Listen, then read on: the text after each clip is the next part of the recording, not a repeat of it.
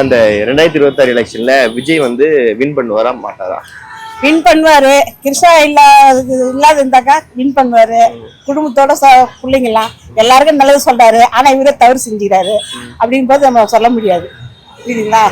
கிருஷ்ணா வந்து இல்லாத இருந்தது. இப்ப திருப்பி போய் வந்து திருப்பி வீடியோ கால் வச்சுங்கிறாங்க. அந்த அம்மா டென்ஷன் ஆகிக்கிறாங்க. அதனால வந்து சந்தேகம் தான். அந்த அம்மா ஒன்னா சேர்ந்து பேசி முடிவு பண்ணாதான் அவங்ககிட்ட டைவர்ஸ் நோட்டீஸ் வாங்கினாதான் அதுக்கு என்ன முடிவு தெரியும்.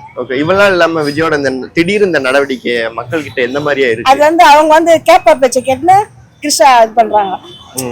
அந்த பக்கம் சாஞ்சிட்டாங்க. யாரும் சொல்லி கொடுத்து அந்த பண்ணிருக்காங்க.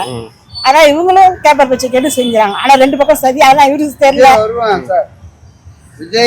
விஜய் வருவாரு நம்ம சொல்ல முடியாது. ரெண்டு பக்கம் பிரச்சனை ஆகுது. ரெண்டு பக்கம் பிரச்சனை ஆகுது. பொண்டாடி வைஃபும் பிரச்சனை ஆகுது. கிருஷ்ணன் பிரச்சனை பண்றாங்க சொல்றேன். ஓகே, அதாவது இவெல்லாம் இல்லாம இப்போ சங்கீதா அவங்க வந்து இன்னைக்கு விஜய் வீட்டுக்கு போனப்போ வந்து அவங்க வந்து வீட்டுக்குள்ள அனுமதிக்காத மாதிரி சொல்லியிருக்காங்க விஜய் அவர்களை. அவங்க உடனே கோர்ட்ல மனு கொடுத்துருக்காங்க. இது எப்படி பாக்குறீங்க? இவர்தான் பேச்சுவார்த்தை இல்லை 2 வருஷமா பிள்ளைங்க ஜீவனம் கேட்டுக்கிறாங்க. சாப்பாடு காசு இல்லை, சலுகை காசு இல்லை அப்படின்னு. இப்ப அதுக்கப்புறம் பிரச்சனை பண்ணதான் இப்ப பணம் கொடுத்துக்கிறாரு, பெல் பண்ணிக்கிறாரு.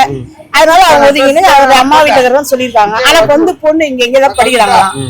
ஆமா, பொண்ணு இங்க படிக்கிறாங்களாம். ஆனா அவங்க சும்மா பேச்சுவார்த்தை இல்ல. அவர் மேல போஸ்ட் கீழே போஸ்ட் சமையல் தனியா இருக்குதான். அப்படி இருக்கும்போது என்ன பண்றது? ஏதோ எப்படியோ 2 பேரும் எதனா ஒரு பக்கம் தந்தா கேட்பாரு.